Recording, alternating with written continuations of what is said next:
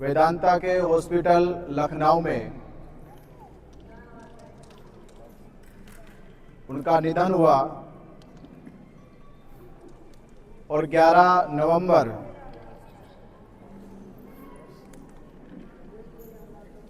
महापरिनिर्वाण स्थली कुशीनगर में उनको अंत्येष्टि संस्कार किया गया। तो कुछ लोगों ने पूछा कि 31 अक्टूबर को उनका निधन हुआ, तो 11 नवंबर में यानी 11 दिन के बाद उनको अंत्येष्टि संस्कार किया गया। तो इसका उत्तर ये था कि 10 नवंबर में पूज्य भंते जी का जन्म हुआ था। तो कमेटी और उनके चाहने वाले अनुयायियों ने ये सोचा कि 10 दिन बाद भंते जी का जन्म दिन है, तो हम लोग ये 90वां जन्मदिन था उनका, 90 वर्ष हो चुके थे। तो इनके शरीर को रख के उस पार्थिव शरीर के सामने 90वां जन्मदिन मनाकर अगले दिन उनका अंत्येष्टि संस्कार किया जाए। और बड़ी संख्या में महापरिनिर्वाण स्थली कुशीनगर में संपूर्ण देश और विदेश के कुछ भिक्षु, यह कहे कि हजारों की संख्या में भिक्षु मौजूद थे। हजारों उपासकों ने 12 किलोमीटर लंबी एक यात्रा निकाल के पूज्य भंते जी के सम्मान में कुशीनारा के समस्त नगरवासियों के बीच से होते हुए उनको विदाई दी गई। तो आज आपके इस नासिक की धरती पे भंते सुगत जी, भंते संगरतन और भंते आनंद और समस्त भिक्खु संघ जो महाराष्ट्र के अलग अलग शहरों से यहाँ पहुंचे, आप सभी की उपस्थिति में आज पूज्य भिक्खु संघ का पुण्यनुमोदन, ये संस्कार, ये धर्म का लाभ उठाने हेतु आप लोग सभी उपस्थित हुए। आप सभी का बहुत बहुत आभार, धन्यवाद। और समस्त भिक्खु संघ को सादर वंदनामि नमन करते हुए कि आप सभी की मौजूदगी से ये कार्यक्रम, जिस कार्यक्रम को भिक्खु की उपस्थिति होना, उस कार्यक्रम का धर्म लाभ होता है। इसी धर्म लाभ में संगदान, भोजन दान रखा गया। संगदान दान पारमिता,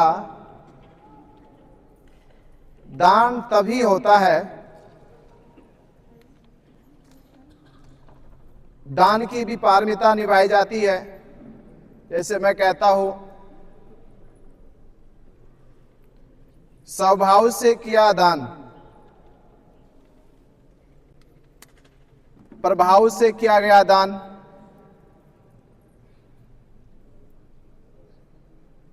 तो प्रभाव के दान, स्वभाव के दान। प्रभाव के दान होते हैं कि मन में ऐसी उमंग उत्पन्न नहीं हुई, पर हम एक दूसरे को देखकर दान देते हैं, तो उसे दान नहीं कहा जा सकता। वो एक प्रकार की मूर्ता है, क्योंकि आप मूर्छित अवस्था में दान दे रहे, आपके भीतर दान भाव उत्पन्न नहीं हुआ। आपने देखा कोई कर रहा है तो आप में ऐसा भाव उत्पन्न हुआ कि हो सकता है उसको कोई लाभ मिल रहा हो,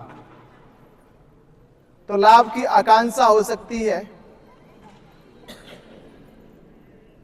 तो प्रभाव से दान नहीं करना चाहिए, स्वभाव मन से दान होना चाहिए। बुद्ध के समक्ष जब बड़े बड़े सेठ दान करने आते थे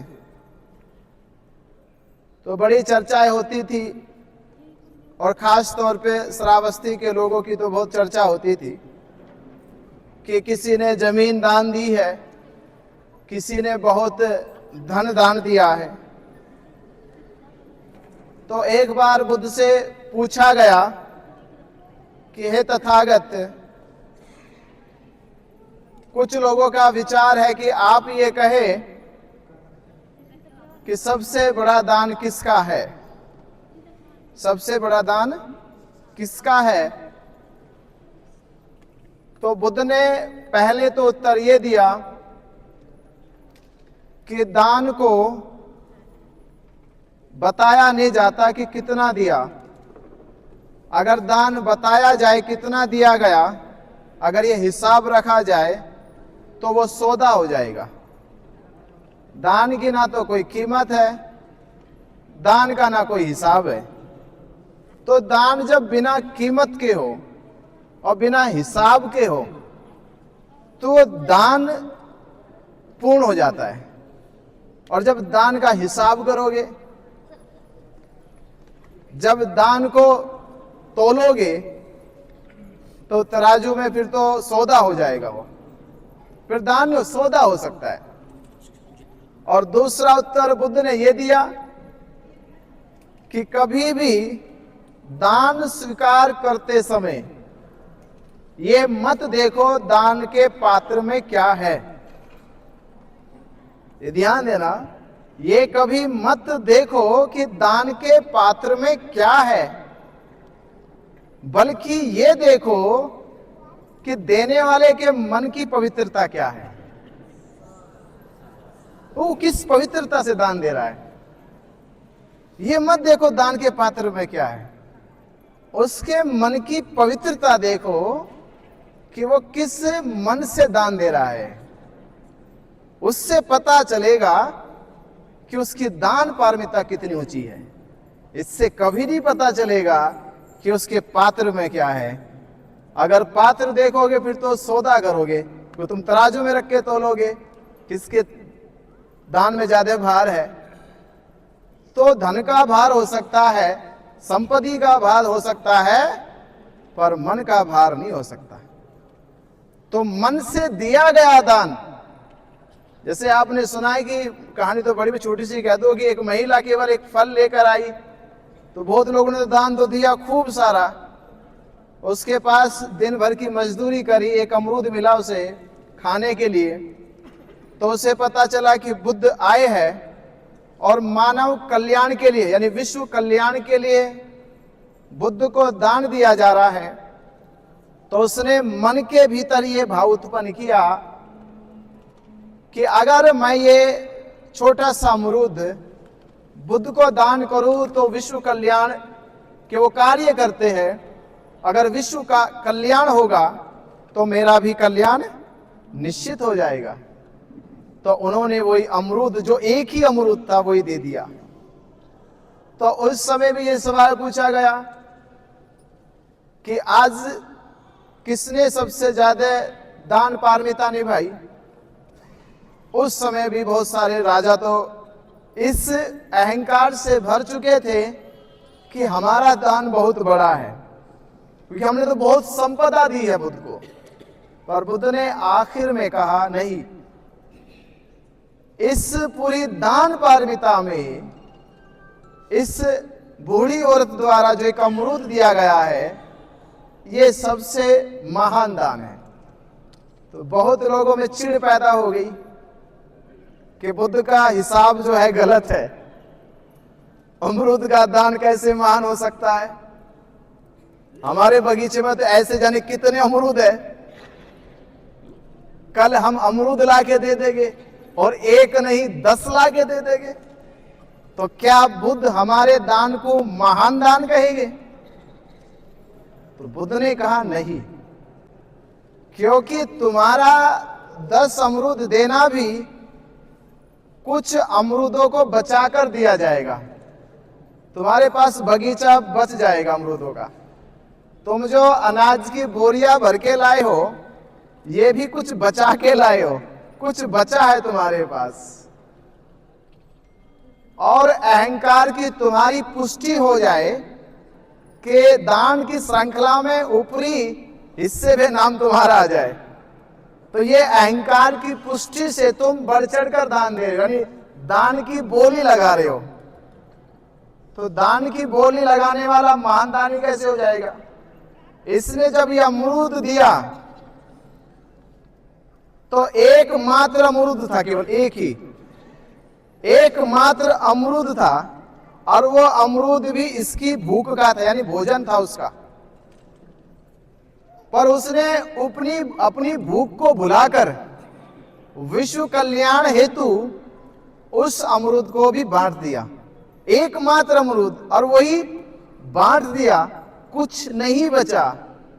तो जब इस अवस्था में ये सोचकर कि कुछ नहीं बच रहा और दान कर दिया जाए, उस अवस्था के व्यक्तियों को महान दानी कहा जाता है।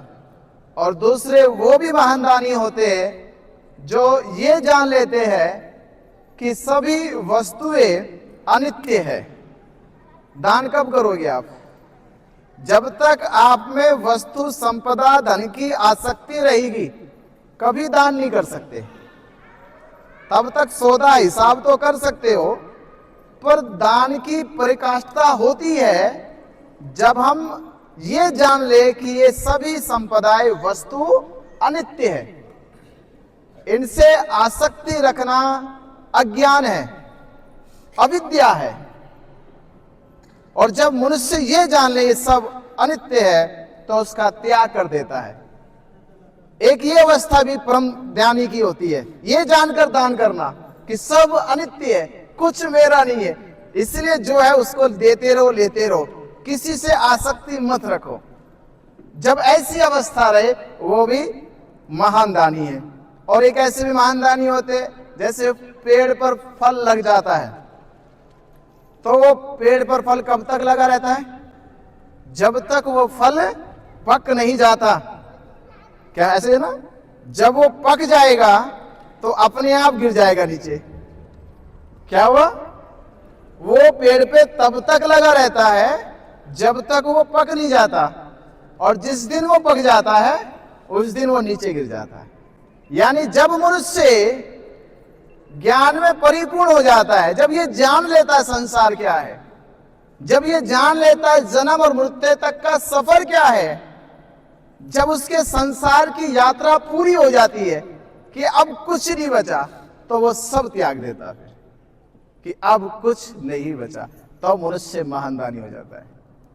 ऐसे दान करने वाले, और बुद्ध कहते हैं कि दान करते समय आपके मनोदशा क्या है, दान लेने वाले की, ऐसा नहीं दान दे रहे आप ही की मनोदशा से ही है, लेने वाले की भी दशा से ही होनी चाहिए। देखना चाहिए कि आपका दान किस उद्देश्य हेतु जा रहा है। जब ये पता चल जाता है तो आपका दान का पुण्य लाभ आप तक मिलता है। आपको पता ही ना चले आपका दान गया और वो दान के कार्य में ना लगे, तो आपको उसका पुण्य लाभ नहीं मिलेगा। एक किसान एक बीज डाले वो उपजाऊ जमीन में, एक बीज डाले वो बंजर जमीन में, तो फसल कहाँ उगेगी? कहाँ उगेगी? जो उपजाऊ जमीन है उसी से फसल निकलेगी, बंजर जमीन से फसल नहीं निकलने की। पर मेहनत और बीज दोनों ही खेत में किसान ने डाला, इसलिए बीज की उपयोगिता है उपजाऊ जमीन कि वो फसल देगा। बंजर जमीन में डालने से बीज भी व्यर्थ गया, मेहनत भी व्यर्थ गई, आपका कर्म भी व्यर्थ गया। इसीलिए ये भी देखना चाहिए दूरदर्शिता बन के कि हमारे दान का दान लाभ जहां तक पहुंचाना चाहिए वहां तक पहुंच रहा है या नहीं, और तभी उसका लाभ आपको मिलेगा, आज नहीं तो कल मिलेगा। तो आज इस संघदान के पुण्य कार्यक्रम पर, पूज्य भिक्षु संघ के पुनर्नुमोदन पर आप सभी उपासक उपासिका उपस्थित हुए, उसके लिए बहुत बहुत आभार, साधुवाद। और विशेष अंतिम बात यह कि मुझे आप जिस तरह से जानते हैं, तो उसी क्रम में आने वाली 12 फरवरी 2026 को इस महाबोधि महाविहार मुक्ति आंदोलन का 1 वर्ष हो जाएगा। तो 1 वर्ष होने के हमने भारत में कितनी तैयारी करी, हमने भारत के बौद्धों को कितना जागरूक किया, एकजुट किया। तो इसके लिए महाबोधि महाविहार के अस्तित्व को और बौद्धों की अस्मिता और इतिहास, बौद्धिस्टों की पहचान, महाबोधि महाविहार बोध गया के अपने धार्मिक स्थल को मुक्त कराने के लिए 12 फरवरी 2026 को रामलीला मैदान नई दिल्ली में हम लोग इकट्ठा हो रहे। तो आपसे भी ये विनती रहेगी कि बनते जी संघ रतन, बनते सुगत जी, बनते आनंद और हमारे समस्त भिक्षु संघ उस आंदोलन के आयोजक के तौर पे भिक्षु संघ नेतृत्व करेगा और वो बड़ा बहुत मोटा आंदोलन होगा। और हमें लगता है कि हम बहुत नजदीक तक पहुंच गए हैं, बस अब ये आखिरी लड़ाई बन जाएगी जब हम लाखों की संख्या में दिल्ली के रामलीला मैदान में इकट्ठा हो जाएंगे। तो निश्चित ही हमारी जो लड़ाई लड़ी जा रही है, 134 साल से हम लोग जो प्रयास कर रहे, वो सफल हो जाएगा और महाबोधि महाविहार मुक्त हो जाएगा, बौद्धों के पास आ जाएगा। हमारा गौरव, हमारा सम्मान पूरे विश्व में जाना जाएगा कि भारत के बौद्धों ने वो करके दिखाया जो 134 साल से नहीं हुआ था। तो आपने मेरी बात को सुना, आपका बहुत बहुत धन्यवाद। और मैं भिक्षु संघ से निवेदन करूंगा सभी से कि कल औरंगाबाद में आप सभी महाबोधि महाविहार मुक्ति आंदोलन की विशेष मीटिंग के लिए, वो मीटिंग केवल भिक्षु संघ के लिए बुलाई जा रही है कि भिक्षु संघ निर्णय ले कि आगे की ये रणनीति और महाबोधि महाविहार मुक्ति के लिए भिक्षु संघ क्या निर्देशन देता है, क्या सुझाव देता है, उसे अमल में लाया जाए। तो कल के औरंगाबाद की 11 बजे मीटिंग में आप सादर आमंत्रित है। आपका आभार, आशीर्वाद इस आंदोलन को मिले, इस पवित्र आंदोलन में आपका सहयोग और आशीर्वाद प्राप्त हो, तो उसके लिए आप कल आमंत्रित है। कल 15 नवंबर में, ठीक है। तो 15 नवंबर को कल आप लोग जरूर आइएगा औरंगाबाद 11 बजे, ठीक है। आपका बहुत बहुत धन्यवाद, साधुवाद, सुखी रहो, मंगल।